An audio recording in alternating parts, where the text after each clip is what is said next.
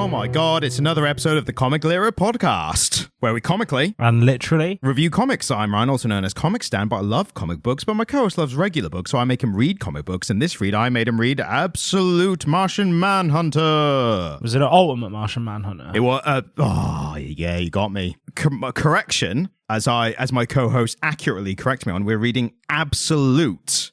Ultimate. No, it is Absolute. Oh, you said Absolute. I corrected you to Ultimate. I correct you. I riposte your correction back at you. Is this DC? It's DC, yeah. Oh, I thought this was Marvel.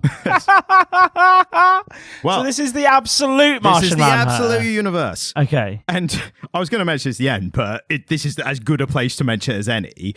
I was going to mention later that I saw that someone downloaded our entire back catalogue of podcast episodes on an unknown podcast catcher. Yeah. And I was like, oh, another super fan. I was like, or is that an AI research thing just scraping all our data to feed the algorithm? And if it is, I've got some bad news for you, bud, because we get, as evidenced just earlier, so many things wrong that we don't even catch. I was thinking about the podcast the other day, and so over the course of a day where I didn't have a lot on, I did a dip test and listened to maybe like 6 or 7 hours worth. From like just picking random episodes from through the back catalogue. Man, do we make some mistakes. Yeah. I was cringing because there's so many times I was like, Jamie, you just got that wrong, big guy. Yeah. Like, and clearly I know the thing. I mean, maybe it's the benefit of a couple of extra years of like reading and learning and being a human in the world. Maybe it's that dad wisdom kicking in. Is it dad wisdom? Well, so yeah. I thought it was just bad pun jokes that came with There dadism. are 3 things that happen to you when your partner's pregnant. Your dick goes a different color, turns brown. Dad dick's always brown. Don't ask me why. It just is. I've never heard that before. That's crazy. You get the dad just strength. said that. You get the dad strength. You add like 40 kilos to your deadlift. Day your baby's born. Don't ask me how. It just happens. And you get the dad wisdom. Like the Miyagi, Ben Parker dad wisdom. Yeah, I suppose there's something too. The wisdom one is, you said, is the closest to reality that I will give dad you. strength. Dad strength is a real thing. No, I'm not even questioning the dad strength. I'm not. You have one friend with a child, and he is incredibly strong. 3 friends with kids, and one of them is incredibly strong. Not anymore. He's lost muscle mass, if anything. Anyway, so back to Absolute, and like I said, if you're making AI based of us, your algorithm is fucked. That's all I'm saying. So Absolute, absolutely rogered. Anyway, it's Absolute Martian Manhunter, and the partial reason why you might have got slightly confused is actually to do with the credits. Because this was actually written... Yeah, I definitely read the credits, Ryan. Yeah, no, I know you didn't. 100% I read the credits. I've never assumed you've ever read the credits. Don't worry. I've never imposed that on you. The reason I'm telling you is why you might have been confused is because this was actually written by one Deniz Camp from the Ultimates writing right now. Oh, cool. Exactly. Okay. Both camps, man. Exactly. Yeah. I've said this to you before about actors. I think it's true of all creatives.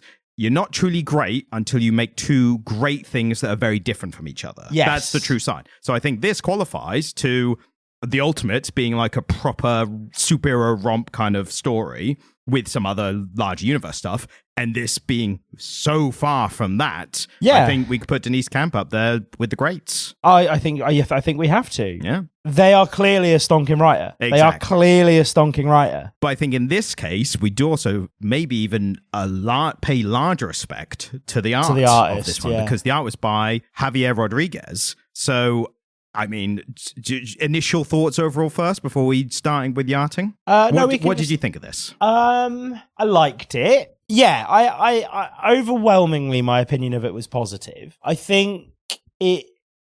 How do I phrase this? I would go so far as to say I loved this. I'm a lot higher than you, and I thought you were going to be up here with me. No, this ticks a lot of boxes for you. I can see why you would love this. This is right up your alley. Yeah, there's a lot that I liked about it. I don't necessarily know that it resonated with me particularly strongly, but there was a lot to like about it, and there's a lot to celebrate in what it's trying to achieve and the way it's getting to that. I don't necessarily know that I was as wowed by it as you were, but I don't think that's any fault of it. Okay. I thought this was going to be one up more your alley. Really? Yeah, my kind of stuff, I think, the stuff I really gravitate towards mostly is like that kind of really in the weeds, overly detailed world building kind of stuff. I do tend towards the avant-garde, don't I? Yeah, and that's why I thought this was going to be a good one. And it is quite avant-garde, isn't it? Yeah, no, I mean, again, I didn't dislike it at all. And I don't particularly have anything negative to say about it. Is this going to be one of those situations where I wax lyrical about why I liked it and then your opinion of it grows by the end of the episode? It's certainly one that will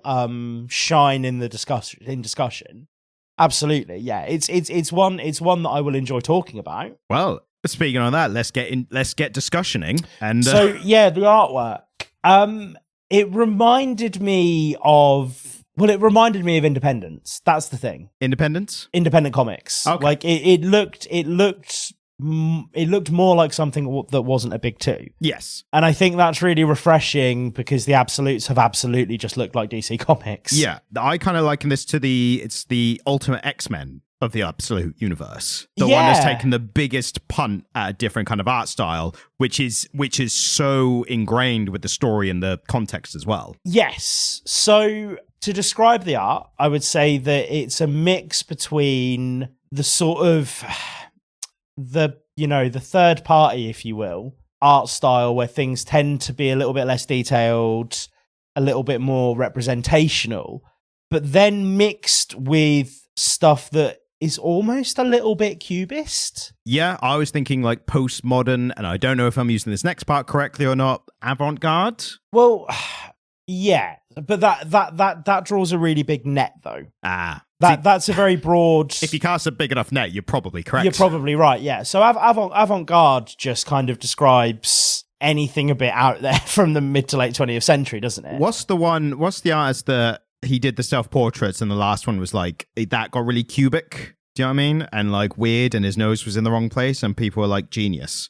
Picasso, yeah. Is it like late stage Picasso? Which is why I said cubism. Because you do not expect me to know what cues are. In the same way, I don't expect you to read the credits. Do not expect me to know who was credited with cubism, except Cuba, the video game character. So cubism is the style that associated with Picasso, particularly associated with Pablo Picasso's late work when he started being a bit deconstructionist. I got there in a really roundabout way. Yeah, you did, which is why I said that there were cubist elements to it, like lots of broad swathes of color intersposing into the narrative, and that plays really well with the story, whereby the main character is aware that he's seeing things in this way and that it's partially hallucinogenic, and yeah, I suppose that, I mean, it's not cubism because there's not this big deconstructionist thing happening on the form, and a big part of cubism was taking portraiture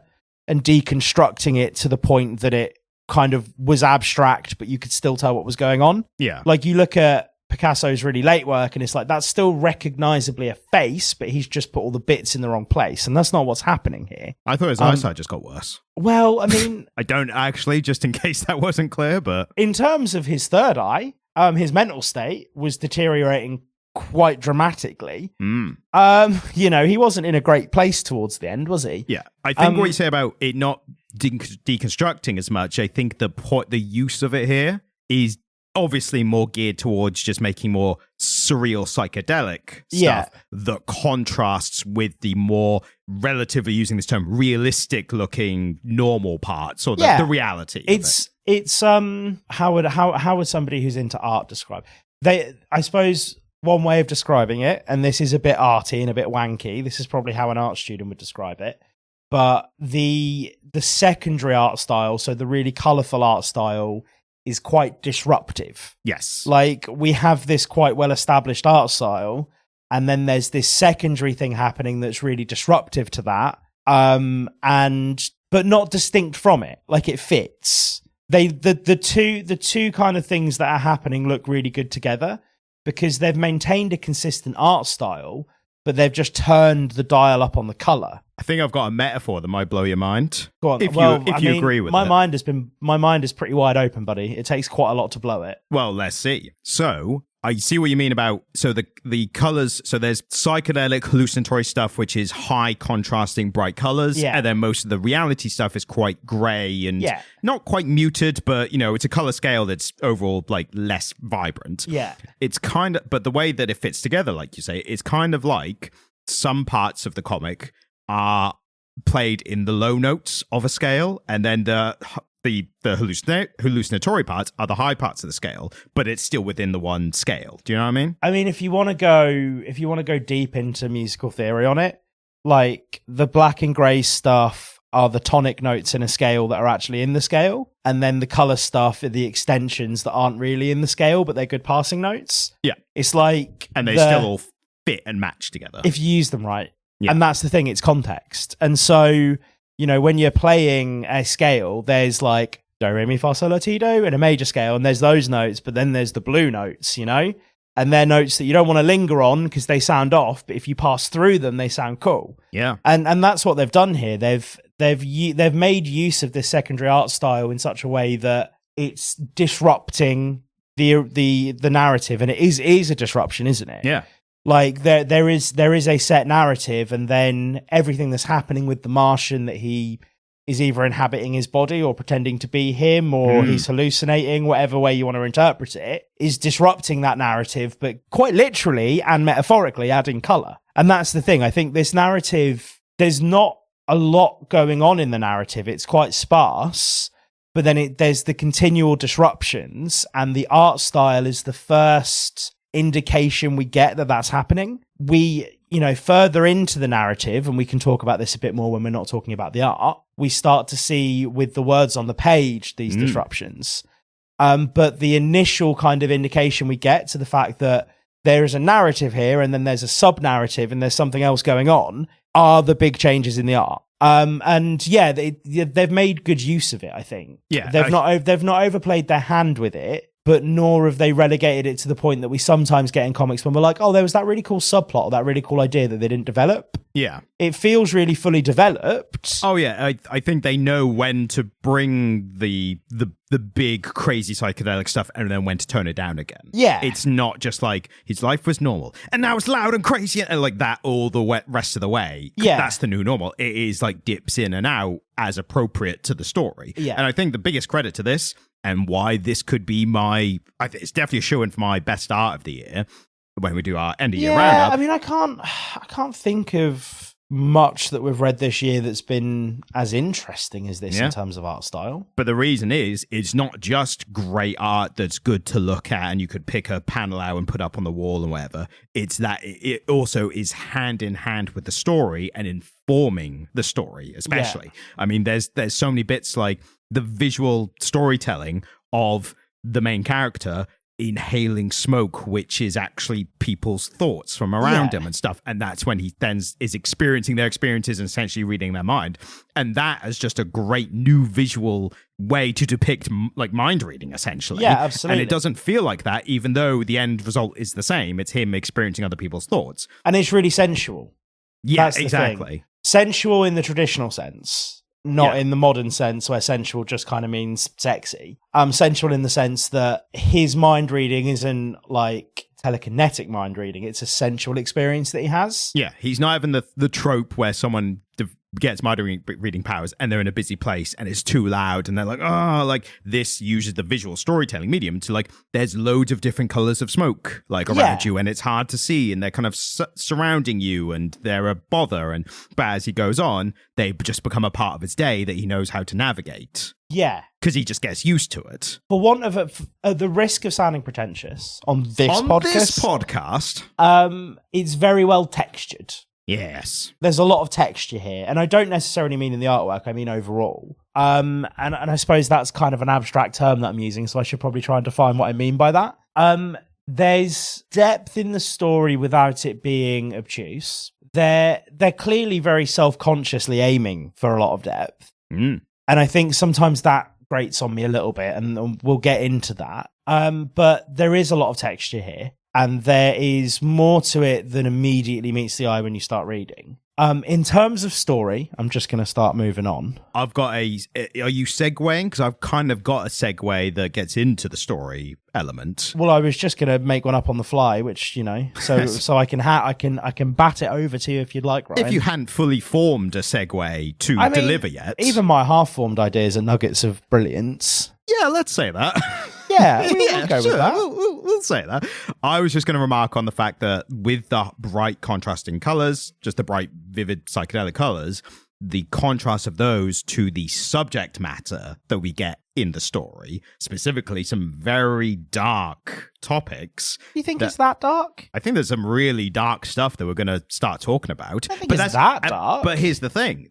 You kind of proved my point in a way. Because if this was a script just written on the page and it said like stuff that was happening, I think it would read and scan as a lot darker. But the art style intentionally contrasts and kind of presents it differently to the story. So, unless I'm missing something, and I did actually read the comic this week. Well, let's talk about some of the crimes that invest. So, we're jumping ahead a bit. We will get to the kind of main story. So, the premise, we meet an FBI agent who is... Do you remember his name?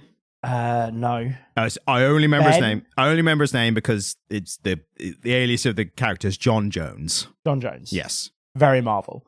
That is very Jack Kirby Stanley. That is very Jack Kirby. Way more Stanley. Yeah. So we meet this FBI agent. We kind of are made aware from the outset that he is quite neglectful of his family in lieu of his work. He has just been in an explosion, and the hospital have said that he probably has some concussion and told him to come back if he starts hallucinating. He then makes the executive decision. Wouldn't you just believe what happens next? Yeah.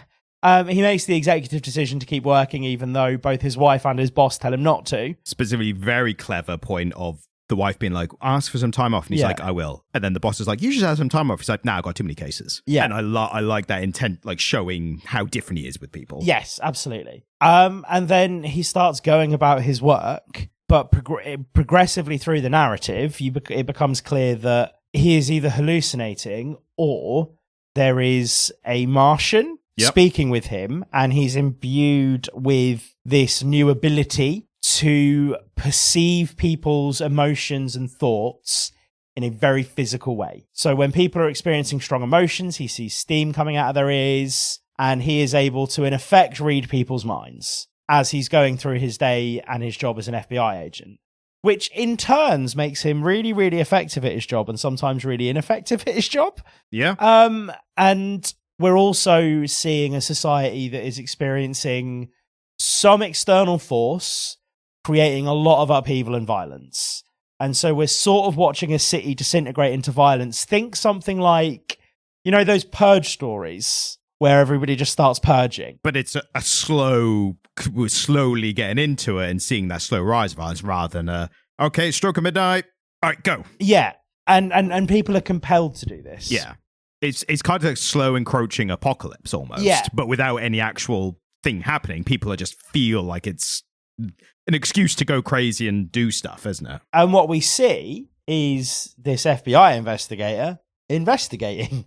And he's sort of going rogue. He's not really telling anyone where he is.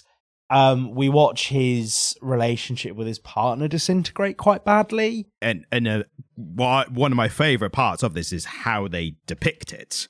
How just slowly happening, and at a lot of points there's the main story happening, but there'll just be one little panel on the page which goes back to the relationship thing. Well, so it makes you feel like it's always happening in the background, but he's keeping himself busy with the FBI work. And it gives you a very real sense of how little time he's spending at home. Yeah. Because we're seeing a full issue of him out and about doing things, and then maybe 2 or 3 panels for him at home with his family. I mean, we see his son for 2 panels in the entire 5 issues that we read. Yeah, exactly. And there is a sense that this insidious external force is the White Martian. Yes. And we see tampering with food sources and all of this kind of stuff where, they're gradually influencing this change in the society where people are becoming increasingly more violent towards each other. Yeah, 100%. I think that's a fair estimation. I think story. That's really good. I think that's one of your best. I was just could going to be one of my best. Could be. That should be I can't be. I have to go back and listen. But Jamie's best wrap up of the year. But who can be asked? There's some where I really don't take it seriously. Yeah, we speaking on behalf of the listener, we know. And then there's some where, I just kind of feel like I'm going to be a bit earnest that day. A best measure of how invested in the comic you were. But yeah. I thought for a little bit of information, who the actual Martian Manhunter is in the main kind of universe and stuff. I have no idea. Yeah, and he is definitely one of the lesser known DC characters. Is he a hero or an antagonist? He's a hero, yeah. So he's that level. So he's in the Justice League a lot. So he is that level where if you were testing people to like how much they knew, you show him the Justice League about how many can you name. He'd be like the last of the list where people would be like, if you get him, you're top 1% of the general public. Yeah. So Martian Manhunter, his actual name in the main universe is Jean Johns, but he changed it to John Jones when he got to Earth. He's like, need an Earth name. Right. So in the main universe, he is a green Martian who Mars basically like catches fire or is fucked somewhere. Kind of Superman-esque, like his home planet is fucked and he ends up on Earth.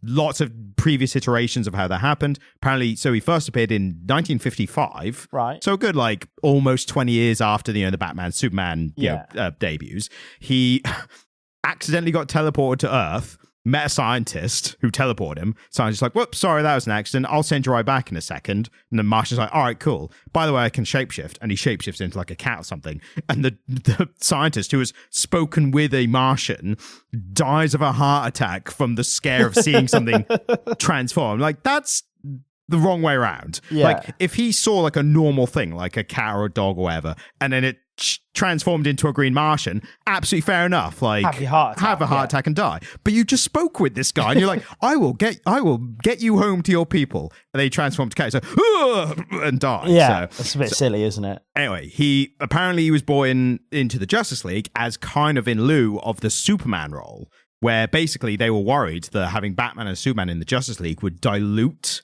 their kind of worth as heroes. Like they were worried they were going to be over-presented. Like this was back in the 50s. So instead of Superman, you had Martian Manhunter, whose powers are flight, strength, transforming and stuff. What did they do instead of Batman? That was Green Arrow.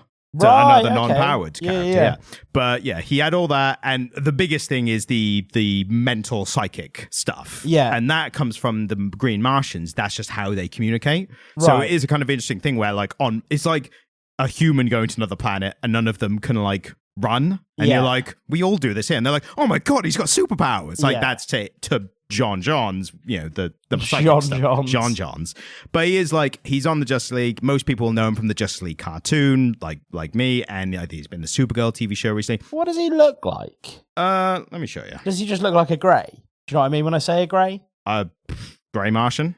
Well, you like the stereotypical portrayal of an alien in films, greys. That's what they call them. Right. Never heard that before, but he does not like that. He's very green, as is continued in this title. Because in this title, he looks wicked. Yeah, he definitely looks more superhero-esque, like coded, in his normal version. Well, in this, he's more of an abstract concept, isn't he? Yeah, exactly. And again, as we praise, a very different take, which is exactly what you need to do in these alt titles. Yeah, and I really like that aspect of things. Like, I remember telling you, I think I told you about it on air, there was a book I read about art that a friend gave me, and it was all about distilling art down to shape and space and colour. And the amount that you can achieve with a shape, like, once you get down to brass tacks and you're like, right, I have a series of shapes, a series of colours, and a canvas that can be white or can be any other colour, can have any number of figures or things in it. And once you start thinking about art in that way and distill it down to that, there is power in a shape, right? Like you can create something really thoughtful and something that really leaves an impression just with shapes. And they've done that here with the Martian Manhunter. Like, he's represented by like 3 or 4 colors on one shape. Even just the green and red. Yeah. So sometimes it's literally just a green shape with a red eye in it. Yeah. And it's still really impactful. And they establish the proper shape in a really interesting way because they have the John Jones seeing his son, who is apparently mute or sees a speech therapist, doesn't talk a lot, but he makes a lot of stuff, and he's making like models, and he's like, oh, is that? And he goes in his room, he's like, oh, that's you and Mum. You've made models of. Like, did you make one of me? And he just nods over, and it's literally just the alien Martian, like, but it's that very simple shape of like head, body, face, red eye kind of thing. So I think that was a cool way to be like, this is what you're looking for in all the psychedelic bullshit you'll see later. Look out for this image, basically. So main universe, he basically just shapeshifts into a human to hide on Earth.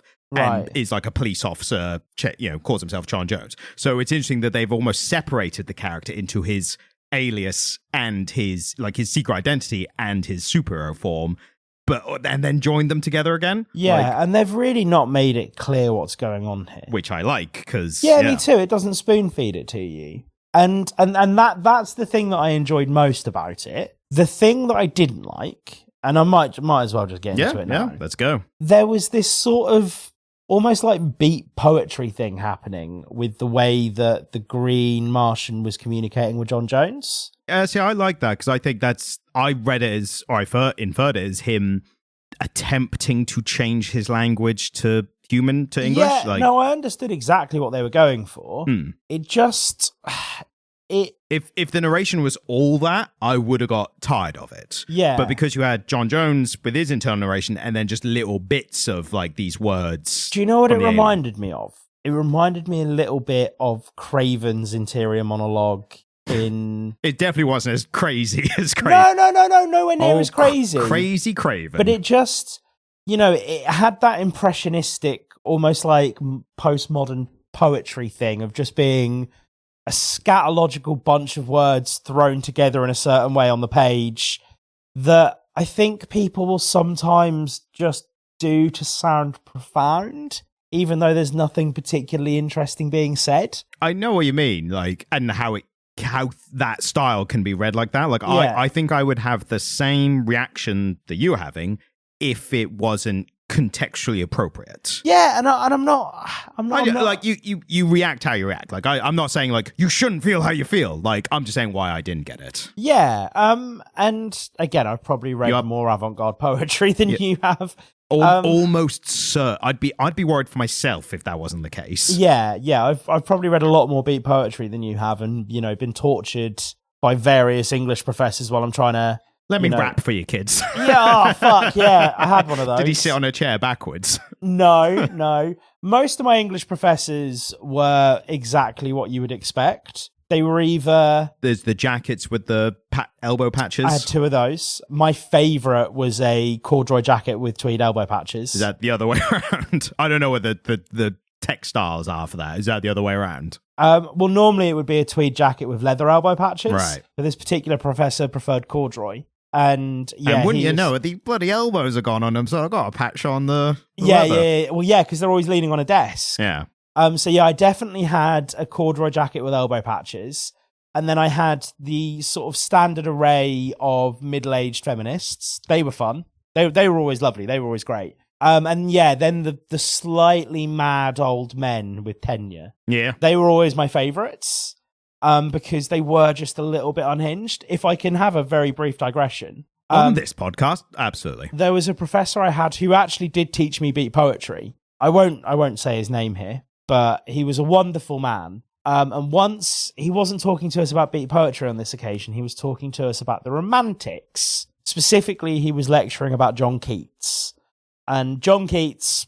I don't know if you know who John Keats is. I've heard the name, but beyond that, no. He was a romantic poet from the 19th century. He grew up without money, so he wasn't able... Big deal, so do we. Yeah, well, he was poor in a time when it wasn't great to be poor. Aye. He didn't have Deliveroo or exactly, Netflix. Yeah. And so he would go to the women's lectures at universities. The women weren't allowed to go to university and get degrees, but they did hold lectures for them. And men were allowed. It was just considered a bit grim if you were there, like, what are you doing, why didn't you just go to university? But he couldn't afford to, so he went to the women's lectures at university, and he nursed his wife through tuberculosis until her death. They both had very untimely deaths. They both died exceptionally young, but she died a bit younger. And I remember I'm getting up for dramatic effect. He was stood in the middle of a lecture hall, right? pretending to be John Keats with his eyes closed, his arms outstretched beside him, his papers that he was reading from that he never needed. He brought notes with him, never needed them. He'd been doing these same lectures for about 37 years at this point. Arms outstretched, just maniacally shouting John Keats's wife's name into the void, pretending to be John Keats, sort of lamenting the passing of his wife. And that story isn't funny until I tell you what John Keats's wife was called, because her name was Fanny. And so there was just this... I'm ashamed to say, if you didn't hear it, I laughed. There was just this old man in a ill-fitting tweed jacket with pockets stuffed with like cigarettes and pens all kind of jangling around, arms outstretched in the middle of a lecture hall full of very hungover 18 to 21-year-olds going, Fanny, where are you, Fanny? And I will never forget it. I mean, it sounds memorable. It was exceptionally memorable. To tie off this little tangent, I will ask, did you ever do the, oh, Captain, my Captain thing? No, but there was one of my lecturers who did inspire that level of sort of... Would it have been considered gauche to have done that? Very gauche. Yeah. I mean, we were all quite pretentious. I know words. And now you find yourself on this podcast somehow. Yeah. Who would have thunk it? Back to the comic. Yeah. And turns out the Martian Manhunter in this is not from Mars. Big difference. Yeah. He's from so far away that you can't even describe it. Yeah. Which sounds like you just couldn't be asked. Well, yeah. I mean, and this is where you get into sort of the interstellar side of Marvel and DC, and that is it's definitely been a strong vein in Marvel. I don't know much about DC. Yeah, we haven't touched on it, but that is largely built by Jack Kirby when he left Marvel. Yeah, because he left Marvel to go to see DC and kind of do their interstellar stuff for them, didn't he? And the again, new gods, yeah. I think this is a little played out in modern comic books where it's like, oh, his perception of time is different because he comes from a place so far away. He doesn't understand space because where he's from, space operates differently. And I'm like, well, I kind of, there's a scientific precedent for the idea that we perceive things differently than, say, a being that can understand 4 dimensions would, as opposed to us with our 3-dimensional world. Yeah. But it's just like, it didn't detract from anything here for me, but it was just like more of that same shtick. Yeah, and I know what you mean. Like, that is become a trope in very recent years. I think what I allowed it in this is that it contrasted well in the same way that the art does. The story of it contrasted well with the groundedness of the marital the relationship problems that the main character's having with his wife and his family. I mean, I don't think he's having a relationship problem. I think his wife is. He just happens to sometimes be there for it. Well, I think I was making a joke, right. Ryan. I just didn't use joke. The problem voice. was you were too correct. It worked in the context of what we're talking about because he is checked out. That's the problem. Yeah, he's fully checked out on his wife and his child. And again, I think the thing that I liked about it is that it's very much open to interpretation as to what is going on with his mental state. Yeah. Is he actually a Martian living in a human's body? And suddenly, like, something has happened that's just made him kind of give up his false humanity? Or has something happened that has caused him to have a mental break? Yeah. And so now suddenly he's experiencing these really psychotic episodes and not telling his wife about them? Or is there a Martian living in him? Yeah. And it's very much open to interpretation at this point. At the point we're up to, the end of issue 5, we don't have answers yet. Which I think you'll agree is a huge plus that it's kept the ambiguity. Because it's what makes it. I think had they done the thing that comic books often do, where they set a really cool premise, but I was going to have an example for exactly that: the Sentry comic. Because in the Sentry comic, I barely read that. Yes, was he a superhero? Because he's like, I used to be on the Avengers, and I used to know Mr. Fantastic, and and now I'm just this old schlub, and I got a beard or whatever. Like, I'm going to put a cape on and go out, whatever. And it was like that would have been far more interesting. If not by issue 2, he managed to get up of a skyscraper that would have been impossible for a normal person and spoke to Mr. Fantastic and then disappeared. Then it's like, oh no, he is superpowered and that was all correct. Like, he was powerful. And here, the charm here is that they have set this premise and they have maintained that ambiguity. I think the way that this can elevate itself up to being something really special is if they don't blow it in the last half of the run. Yeah, I think if for the rest, if we leave this run with that level of ambiguity intact, maybe we see him fight the White Martian. You know, maybe we see him save the day, and that's okay. Like, that happens in comic books. But if they retain that level of ambiguity as to what is actually happening there, it elevates this from something good to something really good. Yeah. And I think they've set up a way to do that, absolutely. But like, just in terms of how, absolutely. Not fantastic or the other word, ultimately, but absolutely. The way I think they show that in the first issue, or I think it's the second issue. But basically, there's a thing where Johns picks up that there is a guy going somewhere to shoot up a place. Yeah. And this ties into a point I was going to make earlier, which was really dark crimes happening, like a random shooter in a public place, or as we get into later, people set burning alive the homeless. Remember, this was written for an American audience. Yeah, exactly. A random shooting isn't horrible, it's Tuesday. Yeah, but it's still a dark thing. Like, I made a joke about the Americans. And I'm sure they will, 40% of our listeners apparently in America. Hello to our American listeners, please disarm yourselves. I rewatched, there's a South Park clip, which is exactly that joke, but it's basically like the school shooting, and Stan's mum like comes and like, Stanley, are you all right? Like, we'll get you home. And he's like, Mom, you all right? What's going on? And then takes him home. It's like, Stan, do you want to talk about what happened today? When they're at dinner, and he's like, oh, I failed my math test. It's like, no, the other thing. Is like, oh, what? The shooting? And she's like, yes. And so it's like, there was a shooting today? It's like, yes. Like, did you do it? It's like, no. It's like, were you hurt? I'm like, no. Like, all right then.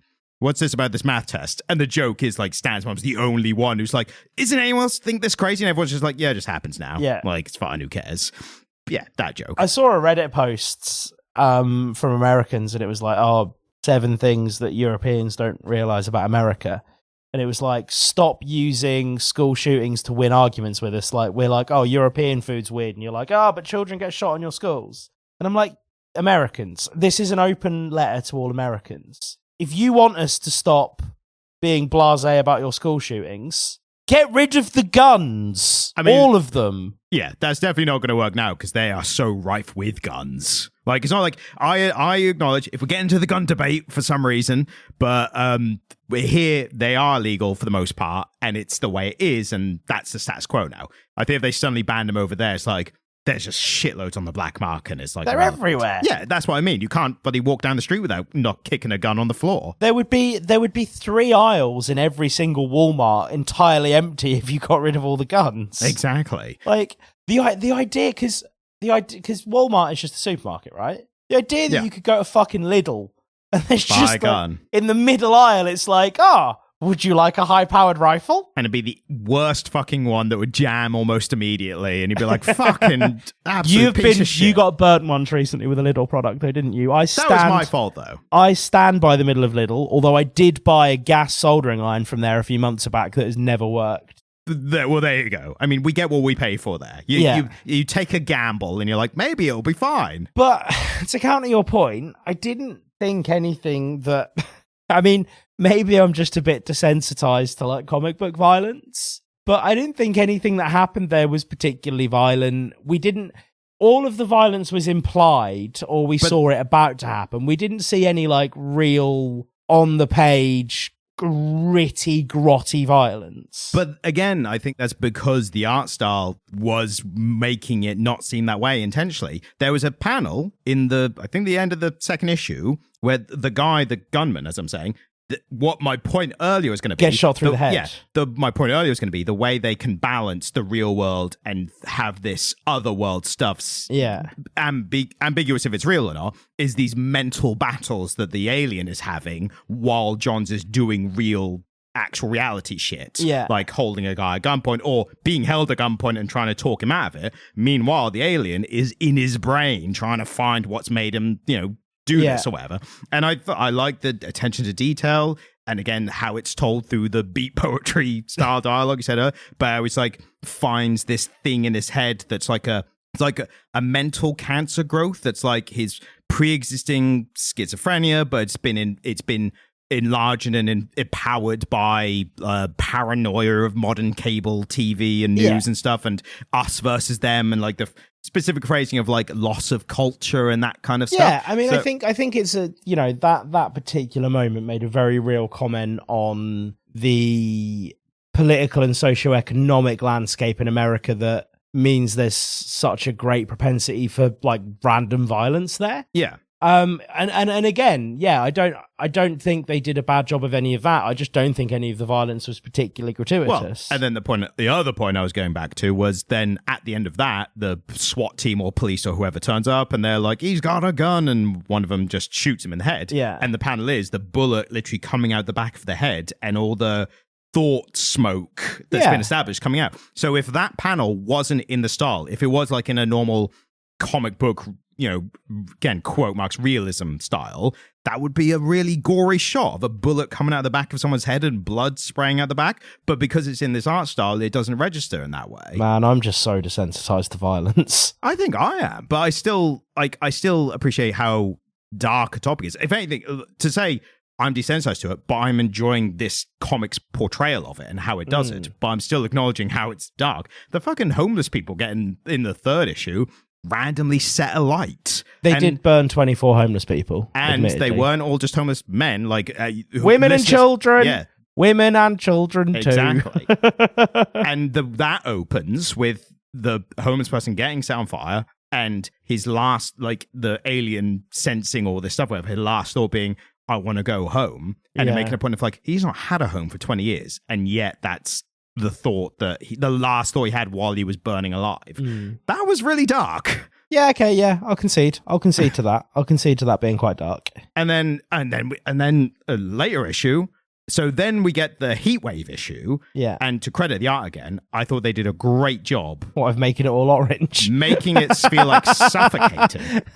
They just made it all orange, Ryan. Do you not think it felt like an overbearing kind of weight of heat on the characters and stuff? I didn't get that. Wow. I wouldn't have known it was a heat wave unless they'd all kept telling me it was a heat wave. I mean, they did do that as well. Repeatedly. Yes. Repeatedly and quite loudly. But the fact that it was all orange and we've already got used to the established art style of like how things normally look, it felt like it was like a constant, you know, when everyone's been in a heat wave, especially nowadays, bloody global climate change, warming and all that.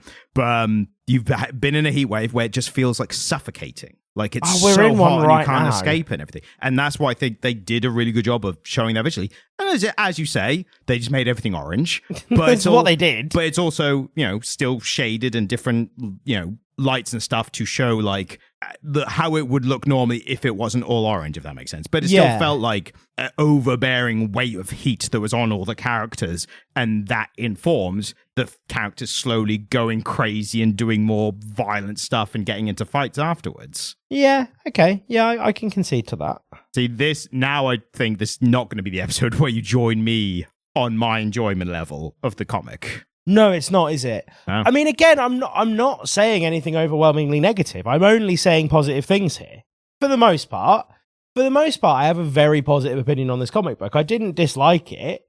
It clearly didn't tickle my brain in quite the way it did yours. But again, to reiterate my earlier point, it's no fault of its own that it didn't. It is, by all intents and purposes, quite brilliant. It's when I read something that I have that opinion of, I've had moments where I've read something and be like, objectively, I see why everyone thinks it's great. It's just not doing it for me. So you're presumably having that.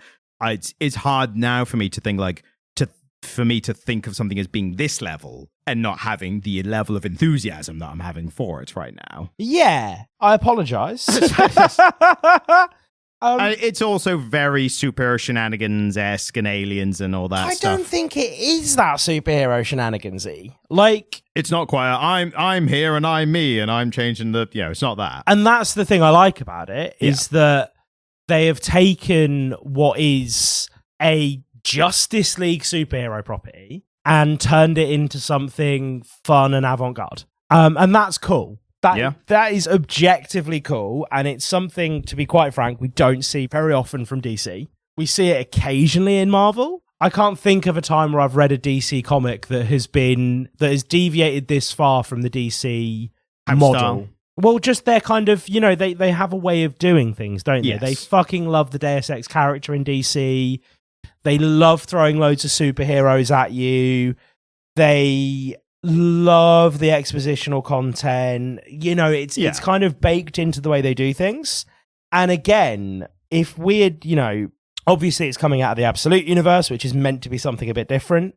But our experience of the Absolute Universe has kind of just been more of the same. Yeah, exactly. Yeah. It's been more of the same with slightly different costumes. Whereas this is something entirely fucking different. Like, how does this even tie into the rest of the Absolute Universe, you know? Well, it's like we were having this with Ultimate X-Men, where you're like, imagine these characters meeting everyone else, because the art style is so different. And that's happening soon, isn't it? Yeah. But a couple of little points which just to as examples of what I loved about it. You were saying about the whole language thing and how that's been used to show the Martian. I did think when he could not describe the motivations of the White Martian, I thought was especially good, because he says, he's like, that's his thing, isn't it? John Jones like, why is the Martian doing this? Why is the White Martian doing this? And all the Green Martian, all the Martian Manhunter can say is, the White Martian has decided on tragedy. And he's like, that's the only way I can explain it to you. He's like, what do you mean? It's like, well, try explaining the prison system to an ant. Like, that's kind of the same thing. But I like that kind of like, it's ominous. Like, it makes us feel like, it kind of puts the White Martian almost like that, the same fear as like a serial killer, in the sense that when they strike without rhyme or reason, that's even more scary than if they had an agenda that you could, understand or at least empathize with. But yeah, loved all that. I love that they just put in a British and Irish street fight there for no reason. And just saw that, I was like, well, I hope the British win, obviously, because that's our team. But they just... Is that actually how you feel about that? No, of course, I couldn't give 800 years of oppression. And let's keep that going. Oh, come on, you black and tans. Come out and fight me like a man.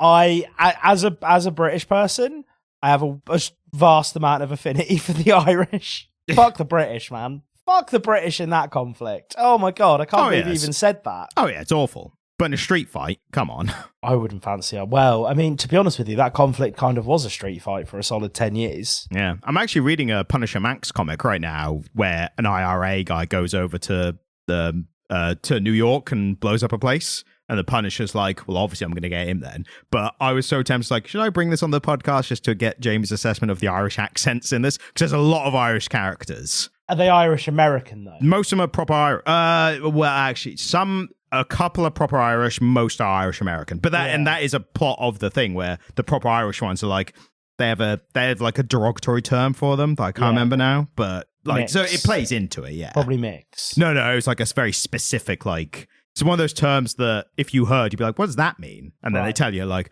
oh, that's what you call them then, like that kind of level. But yeah, something maybe to look into eventually. The other thing I thought was especially great, which I was, when you're reading a bit and you go like, this is why this is so good. Yeah. There's a build up of, in the heat wave, these guys are they're like prepping like themselves as essentially suicide bombers. Yeah. And going to the nuclear plant and like the coal plant and the sources of energy for the town, basically. Yes. And while that's happening, Jones is having the actual conversation and confrontation with his wife, where she's like basically laying all out. Oh, and he gets on his knees and hugs her waist. But then when it gets to the point where she says, and it's like literally the crescendo line that starts with the bombs going off at the power places, is I think you should sleep somewhere else tonight, basically. Yeah, you should stay somewhere else for a while. Very realistic line. Like a lot of people have heard this in real life. And then having that with the first bomb going off, and then his reaction, the second bomb going off, and then I can't remember the third bomb was, but third bomb, so like you really dropped that bombshell. Yeah, exactly. And I thought the way they timed that build us up, I was like, this is really good.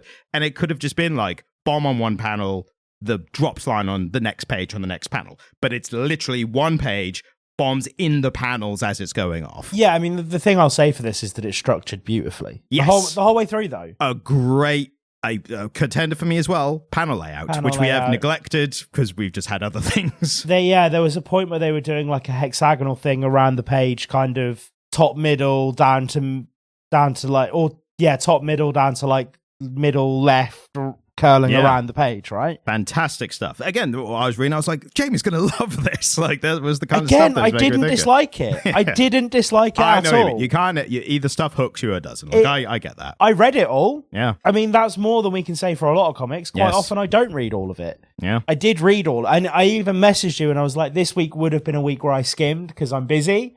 But I feel that this like justifies my time. Yes. Like I ended up turning up late today because I wanted to make sure I actually read this one properly. Because it was good and it did deserve it. I think we've paid it the proper dues. I especially love the Dark Side appearance at the end. I thought that panel, that page, that page looked so good. He looked very ominous, and you still had the colorful shapes and stuff, which were kind of paled in comparison to the size of him. The thing that we haven't talked about is the other sort of subplot that comes through, which is all the shadows. Yes. And the way people interact with their shadows. So that becomes a part of so essentially, like I was saying, the power explosions at the power plants, and that's fun as well because that follows the heat wave. Yeah, and the Martian is actually trying to fix the sun, which again, is that real or is that not? But he's literally it's that thing where like he's just on the ground, like kind of normal size, but he's just messing with the sun in the sky. Yeah, and he's trying to fix it. He's tinkering with stuff, and eventually he's like,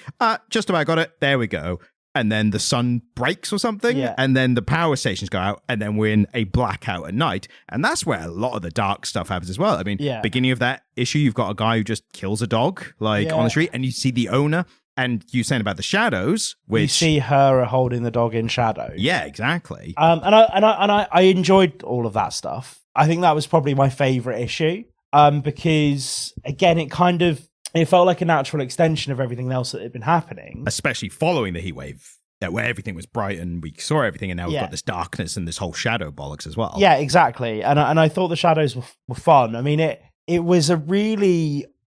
I mean, it sort of rang to me as quite an obvious way of escalating all the violence. Like there's this insidious force that's making everyone violent. Now it's dark. Yeah. Now they're in the long night, which it also implies that was the White Martian's plan. Yeah, absolutely.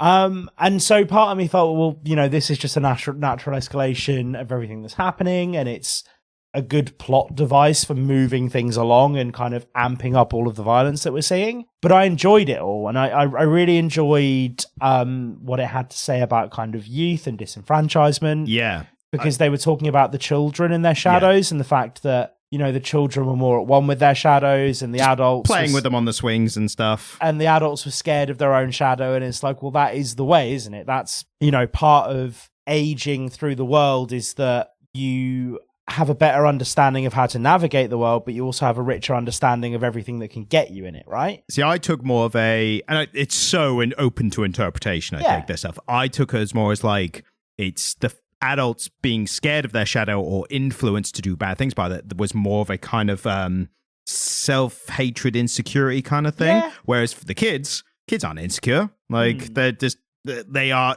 totally self-accepting without even realizing that there's any other way to be.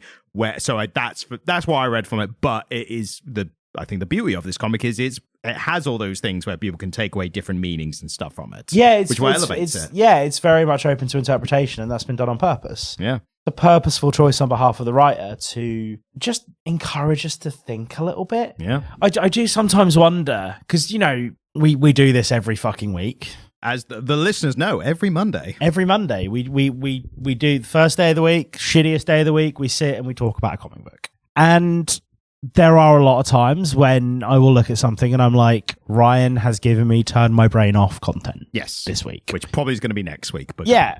Next week we'll be talking about something where I don't have to think, or where I'm not invited to think. I think that's the thing, isn't it? Part of the charm of talking about comic books is over-intellectualizing something that doesn't invite you to careful thought. Whereas this does invite you to think, and it invites you to consider what's happening on the page, and it invites you to arrive at your own conclusion as to what's going on, and it's left enough space on the canvas for you to do that in such a way that nobody can push their glasses up on their face and go, oh, actually, there's a precedent set by issue 123 of The Martian Manhunter that tells me this is definitely this interpretation. Yeah. It's there's something more artful happening here. And that's cool. And I think the industry could do with more of that. Oh, 100%. I think, and again, it's unlikely to ever happen because comic books are continuing to sell issues. Like DC and Marvel are continuing to sell issues. And these characters are endearingly popular, and we're now hitting new phases in both of the cinematic universes that have been incredibly well received. And so there's no real obligation on behalf of the people creating these things, financial obligation on behalf of the people creating these things to make anything any more interesting than what they're doing, because people are fucking buying it and people seem to enjoy it, and that's okay. But for me, stuff like this should be the rule, not the exception. Ultimately, I don't think that's necessarily possible because of the economics involved and also the fact that for everything to be like this, there would need to be less of it. Yeah. And I think one of the ways that Marvel and DC survive is that they produce this stuff really cheaply to tight timescales and they make a lot of it. Yeah. And I'm totally fine with most of the stuff, like at least more than half, being that kind of schlop that you don't know anything about, as long as they are trying to actually corner this other market that we represent of like, well, we want a bit more from it. Like, 100%. If you want time and money, I need like something that actually engages me and makes me interested in it. Yeah, and I think it's the fact remains that we try to only read good stuff. Yeah. We don't... Or really, really bad stuff. But even then, these days, we don't sniff out stinkers the way that we did in the first year we were doing this. Yeah. In the first year we were doing this, we read a lot of stinkers, right?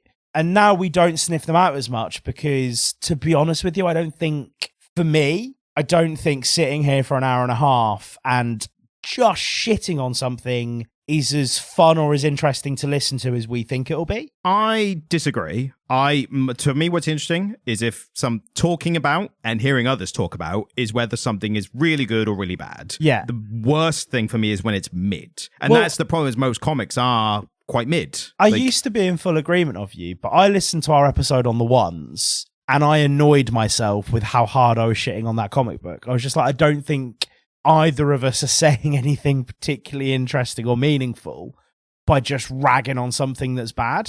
Well, the way I look at it is that old Alan Moore thing about it's to be a good writer or anything, it's more impactful to look at bad stuff than good stuff, because bad stuff, you critique it, but you can also recognize why it's bad and how it could have been better. Yeah, but I think there's a false analogy there, Ryan, because he is very specifically talking about you honing your craft as a writer. I don't think he's talking about what we do, which is interpreting stories and talking about stories in the way they're structured.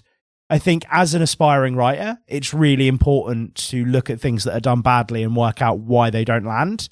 I think as reviewers, it's less important. No, I think reviewing is in itself is a neutral term. It's assessing why, for me, it's why it works and why it doesn't. And that's where it's interesting. Like, and I see what you mean. If you I suppose that's the difference between a review and a discussion. Yeah, if you are just shitting on it, it's bad. It's not helpful. But if you're saying it's bad because, and then getting into the nitty-gritty of why it doesn't work and why it's bad, that's fascinating to me. Like, I listen to that content and I want to make that content. Yeah. But I know what you mean. Reading bad stuff isn't fun as nearly as fun as reading good stuff. For me, I favor a more thoughtful discussion about what I see in the story and how it relates to the world around me. I suppose that's the difference between a review and like an academic dissection of something. Yeah. And I think there's room for both. Oh yeah, I mean we do both. Well, I suppose what we do is a muddle of both, isn't it? Yeah. We don't like to pin it down with labels. Yeah, absolutely, because why would we bother? We talk about comic books. That is what we do. Beyond that, you're just splitting hairs. And I think something like this that invites a healthy level of discussion, like, you know, we haven't really even gotten into what this says about American culture right now. Yeah. And I think there is a really buried in this is quite a pointed comment about the kind of partisan nature of American culture right now. And I think to a certain degree, there's something to be drawn from this about what's happening in the UK right now. Yeah. With the conversation about, you know, the divisions that we currently have in our country between people that are citizens and are trying to be citizens. Don't like to use the word immigrants because it's a not very nice word for a bunch of people that we shouldn't be using not very nice words for. I think I still use the term immigrants because I think it's just, you know, it's immigration. They are people who have immigrated. They're immigrants. The thing is, I don't then discern between, was it people call expats or whatever? Like, they're immigrants as well. Yeah. Like, if you move to another country, you're an immigrant. Yeah, there's no, like, special term just because you're white or middle class. Because there's a whole passage here where it shows us people kind of grouping together along ethnic lines. Yeah. And again, that is unfortunately a thing that will happen in societies where money or food start to become more scarce and social opportunities start to decrease. And it makes a point of telling that this is Middletown, I think it's called, or Middleton, but it's how ethnically diverse it was. Yeah. Where it claims to have 130 fluent languages spoken, which sounds a bit much. Like, I can't name 100 languages, let alone... I would argue there's more than 100 languages being spoken in London right now. Well, I couldn't name 50 languages, so that says more about me, obviously. I bet you could. Probably not. But the main point is they make a point to show how diverse it was beforehand, and then this thing is instigated everyone to revert to kind of tribalism, essentially. Yeah. On it kind of in its most base form. And like that really resonated with me as a British person right now. Like as an English person right now, the rhetoric in our country is becoming incredibly focused on race and citizenship and, you know, what it means to be a citizen of the UK. And a lot of that stuff is being brought up because billionaires are paying right-wing commentators to tell you that all the economic problems of the world are because of poor immigrants and not billionaires who are stealing all the resources. Absolutely, yeah. It's you know, people are being propagated towards. There's a high level of propaganda in the country right now, and a lot of it is focused on people who weren't born in the UK. And so, you know, scapegoated. Yeah, absolutely. And you know, in other episodes, we have really gotten into the socioeconomic and political implications of comics, and we haven't really talked about that much this week. To be fair with this, I think the reason we haven't is because it's not a main topic of this. It's an element, and it dives into a lot of different elements. And I think you were kind of more on the point at the start. We're saying all these instigating things, divisions between people, like that's the umbrella kind of topic of this comic. I think. Absolutely. It touched on these little examples, real life examples, and using them for the fiction. I think the over-encompassing thing is what is the white Martian a metaphor for? Well, and this is it, isn't it? But it's drawing those things together in a way that serves a story. It's not ramming them down our throat in the way that, what was that one that was obsessed with ethics but wasn't actually about morality? The power, world powers. I can't remember the power fantasy. Power fantasy, yes. It wasn't doing it as explicitly as something like power fantasy. It wasn't doing it as explicitly as that Superman comic that we read. The one with the British bad guy. The bad versus the elite, yeah. Yeah. So it wasn't doing it as explicitly as either of those. I'd say this one's doing it more explicitly than... Well, it's doing the smaller topics more explicitly. But it's not ramming the message down your throat, though. Yeah. That's the point. Like, it doesn't necessarily have a message, but it still has something to say about these things in the way it's presenting them and the way it's using them. Yeah. And I think that's cool. And it kind of, the main message I kind of take away from these first 5 issues is how artificial the reasons are that start divisions and violence and, confrontations. I think that's the kind of overcoming, well, it's not artificial. It's the way in which... Or how third-party things instigate these between groups. I think the best example I can give of it is that there's the 2 neighbours who have been friends for years and years and years, and then they're now having a full-scale war between their 2 families over a boundary line. And that got a bit comical almost with the, comedic with the walls and the barbed wire and everything. Absolutely, but it serves to show the fact that you can exist in a community for a long time, and then it only takes the right amount of propaganda and for things to start going just wrong enough in your life for you to decide that it's okay for you to start scapegoating the other, And that's the message. That there is the message, is that we are always a thin line between having a functioning society and having a society where violence is the norm, right? Yeah. Because... And that's even shown with the blackouts. Yeah. And everything breaks down then. Absolutely. And I think it's really easy to forget, living in the West, but 70 years ago we had a 3-day work week and they would turn our power off at 3:00 in the afternoon, Yeah. And we have a level of complacency, I think, as people living in Western countries, where we just assume that the getting will always be good, and the getting is not going to be good for much longer. Things are getting worse. Absolutely. I was talking with somebody the other day, and they said something to me that was fascinating, which is that if England or the UK is the only country where if you take the capital city out of the equation and ignore all the data coming from the capital city, the rest of the country is a third world country. Yeah. Without the wealth that is condensed in London, Britain is, I mean, I don't like the term third world country. It's outdated. It has really heavy roots in colonialism. It's from literally from back when it was, there's America, there's Russia, then there's everywhere else, basically. No, that's not where it comes from. Well, the West, the first world is the West, isn't it? No. So, well, yeah, kind of. But it's an older term than that. It's way pre-World War. Right. It was originally an optimistic term. So the first world was Western Europe. The second world, I don't necessarily know what the second world was. But it's Russia. No, it isn't. That's the point. Russia's counted in the first world. But third world countries, it was an optimistic term for the countries that were going to become great thanks to empire. And then they didn't because empire was shit. It was originally an optimistic term, but it's now a really outdated term. So first and second world countries don't relate to America and Russia. It's a much older term than that, Ryan. Yeah, it turns out there's a lot of different three worlds things. Yeah. But I mean, like, even going back to like Buddhism and the mind and the body and the soul and that kind of like the word were referred to as three worlds. In the context of us calling countries third world countries, it was originally an optimistic term that colonists used for what they thought was going to be the third world, as in we've had like the early civilizations, we've had the rise of Western Europe as the dominant economic and social power. Now these third world countries that we're creating through the colonies are going to become that. Yeah. But the point is, like, this comic book to me really expressed the feeling I've been having at the fragility of our of our way of life as we know it in the West. Like, we are so much closer to what happened in Greece 20 years ago than we are to the boom time of the 90s in the UK. Oh, yeah, that's neoliberalism run rampant. Like, that is the eventual thing that's going to happen.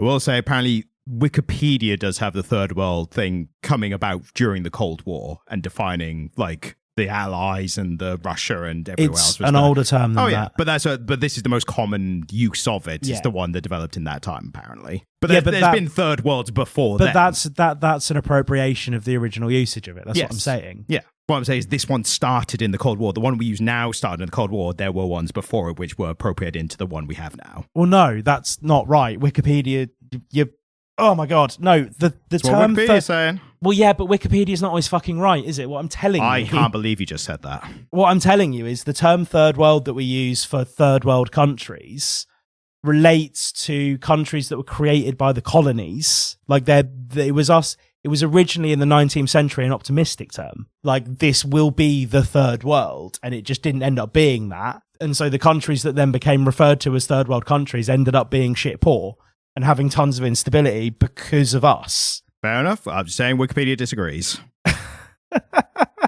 Yeah, but fuck Wikipedia. Like, Wikipedia's not always right. I can't believe it. There's a free resource for everyone. Like, your 2-second skim of a Wikipedia page. Yeah.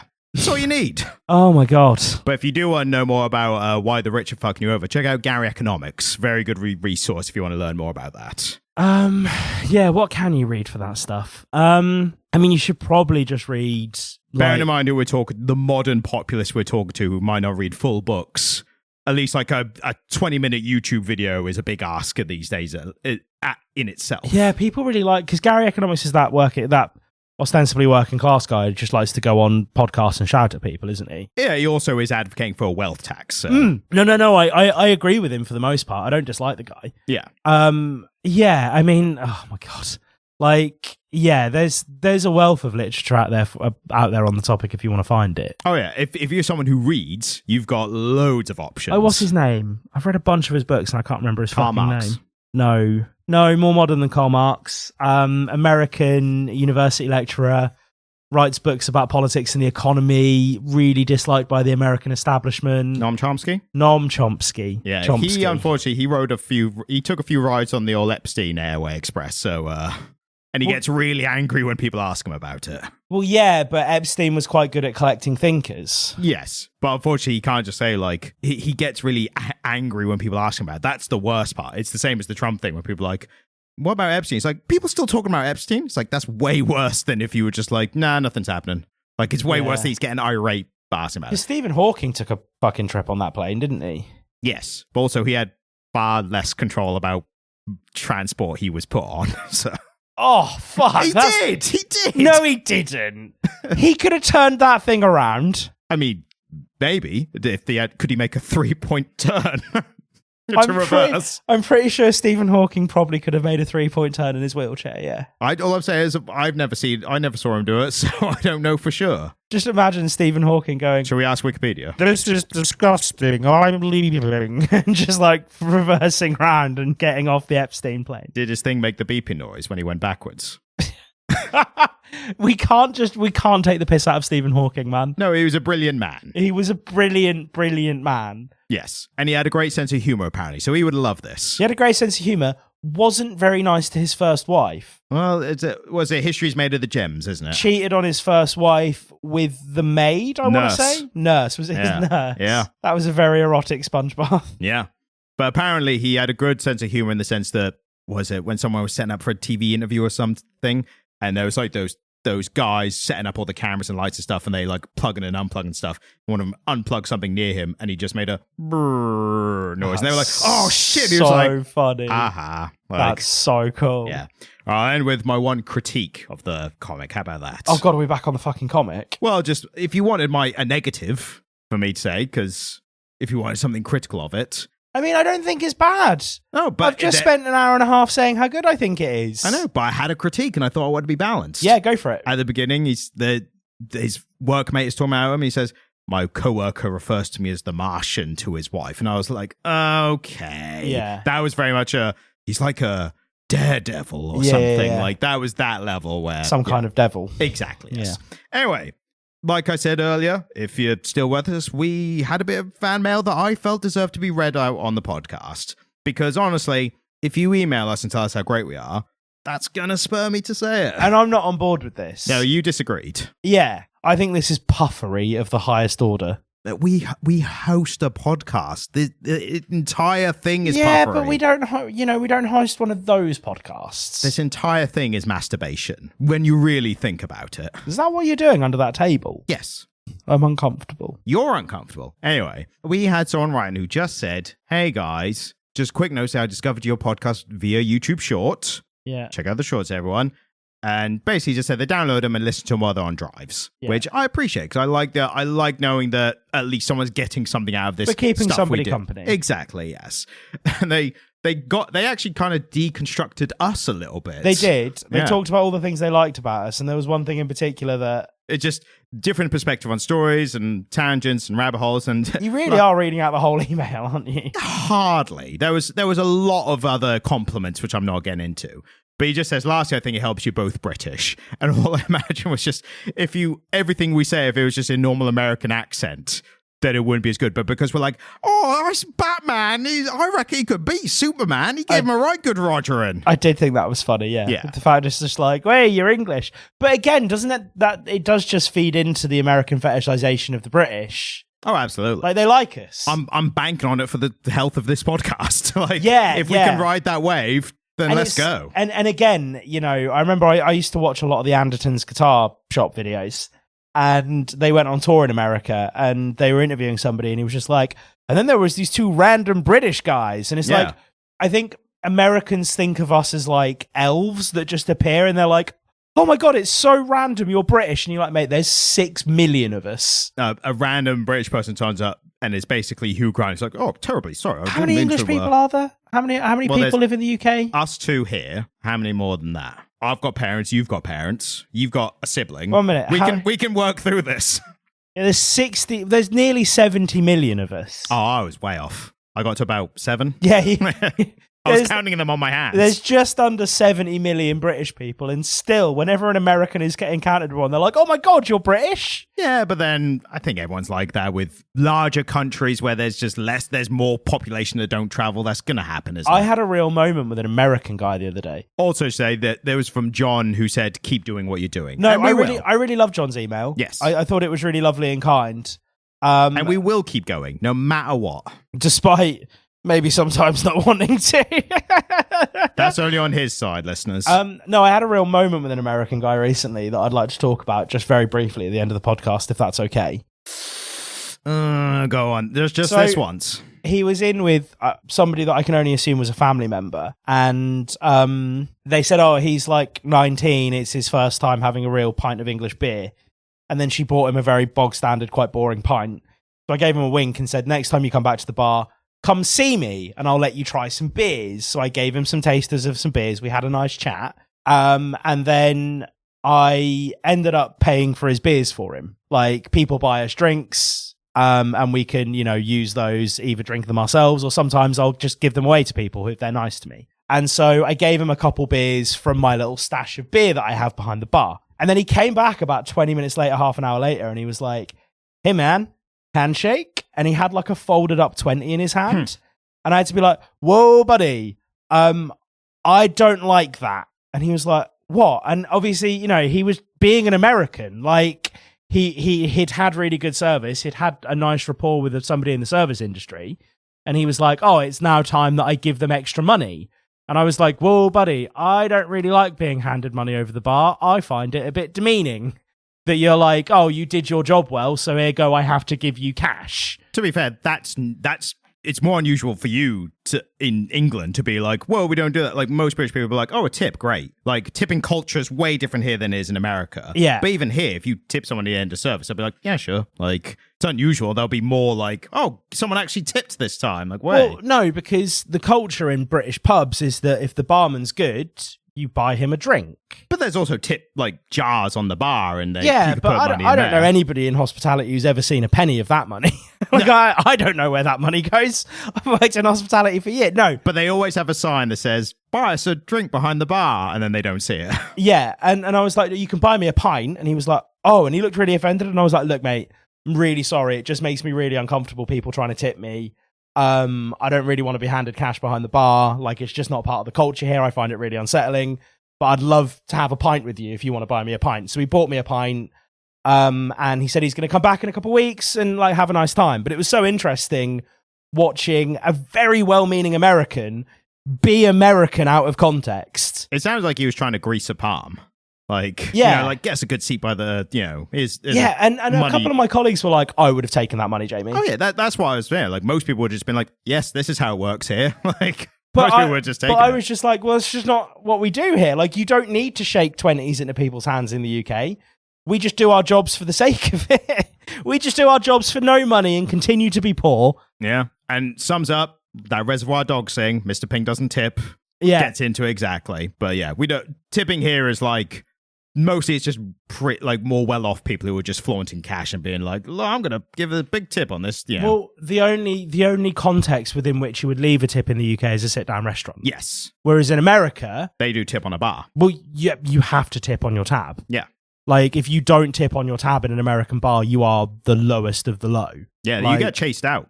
Or if you leave without paying, they will chase you to get the tip thinking you'd forgotten it. Because if you don't pay in an American bar, the bartender pays your tab. Oh, no, but tip on top of the tab. Yeah. Like, it's just expected. Like, anything you do for anyone in America, you expect cash in return for it, right? That's just the way it works. Like, if somebody in a hotel carries your bags up a flight of stairs, they expect cash. Yeah. Whereas in England, we just have cheers, mate. Yeah, it's like, that is the tip. Nice one, fella. Do you know what I mean? Like, yeah, cheers, mate. Like, we don't do that.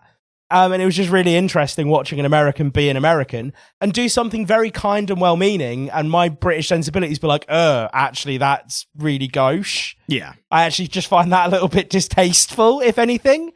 It's like, I did a good job because I like what I do. I did a good job because I wanted you to have a nice experience, not because I wanted you to slip me a 20. You're definitely in the minority of people, like, as your coworker said, who refused the money, though. Yeah. No, I realised I probably should have just taken the money. Yeah. Well, you live and you learn. And if you get another American, you'd be like, oh, yeah, we tip double to what you guys tip in America. We actually tip 200% on the tab. Yeah. It's just, Britain's expensive. Yeah, no, exactly. You've heard London is really expensive. This is basically London. To Americans, from where we are, we're in the same state as London, essentially. Yeah. Like, we're in the same city. Yeah, exactly. So, yeah. Somehow we got from gun violence to deconstruction of fictional texts to deconstructing our own deconstruction to tipping to culture. Yeah, wonderful time. It's the comic literate way. Wonderful time. And next week we're probably going to do Absolute Batman because that's really popular. That's like the most popular comic right now, and there's new baddies, so we're going to go back to that. I can't wait for paternity leave. You're talking about bloody switching your brain off. That is going to be next week. Oh, it's gonna. You don't switch your brain off for Absolute Batman. You just watch it dribble out of your fucking ears. At least it's not as bad as Absolute Superman, though. It's all bad. Absolute Superman was way worse. I don't know. It's all just melted into one. It's which shit is the worst shit. It's all just melted into a greasy puddle of diarrhea in my brain, mate. So tune in next week to hear me torture Jamie with asking him what he thinks of Ultimate Bane. Anyway. Thank you, guys. And thanks for listening. If you enjoyed this episode, then please subscribe to get notified of our future episodes as well. And if you're feeling particularly generous, then please leave a 5-star review on whatever podcast app you're using. If you'd like to get in contact with us, then send an email to comicglitter@gmail.com. You can also watch videos by me on the Comic Stand YouTube page, which is linked in the description. Thank you, goodbye.